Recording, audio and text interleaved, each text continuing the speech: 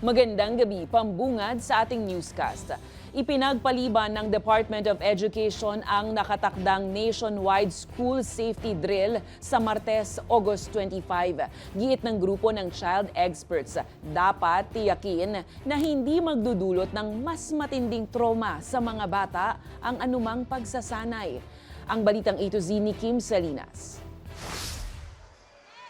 Hindi itutuloy sa Martes, August 25 ang nakaschedule na school safety drill for active attack incident sa buong bansa at sa halip ay gagawin ito sa Setyembre. Ayon sa Department of Education, mas mapaghahandaan ng aktibidad batay sa rekomendasyon ng mga eksperto sa disaster preparedness, child protection at psychosocial support. Nauna nang ipinahayag ng Philippine Psychiatric Association at Philippine Society for Child and Adolescent Psychiatry na dapat ipagpaliban ang drill.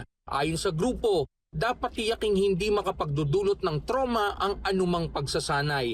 Iminungkahi rin nila na sa halip ng mga live simulation, maaaring talakayin ang mga safety scenario sa silid-aralan.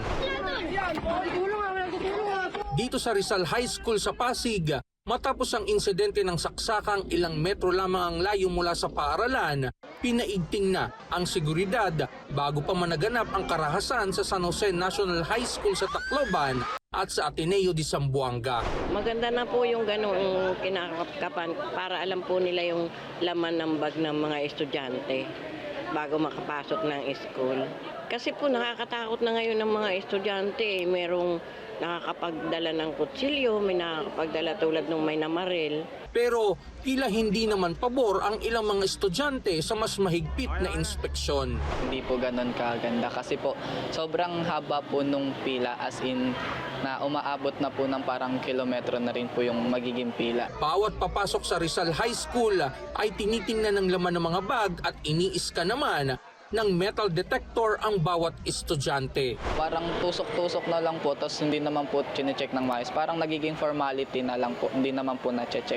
So parang pangpahasel lang po. Kanina, nakuna ng cutter ang isang estudyante na ayon sa kanya ay gagamitin sa klase.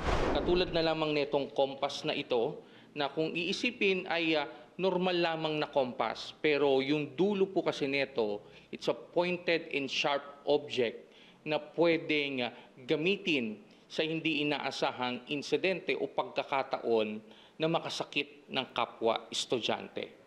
Pero giit ang paaralan, epektibo ang kanilang paghihigpit sa mga estudyante. Nasanay na rin yung mga mag-aaral doon sa ginagawang inspection, safety protocol ng paaralan. Panatag naman sila pag nakapasok sila sa loob ng paaralan. Simula Hunyo, nakumpiska rito sa Rizal High School ang humigit kumulang 1,000 prohibited items.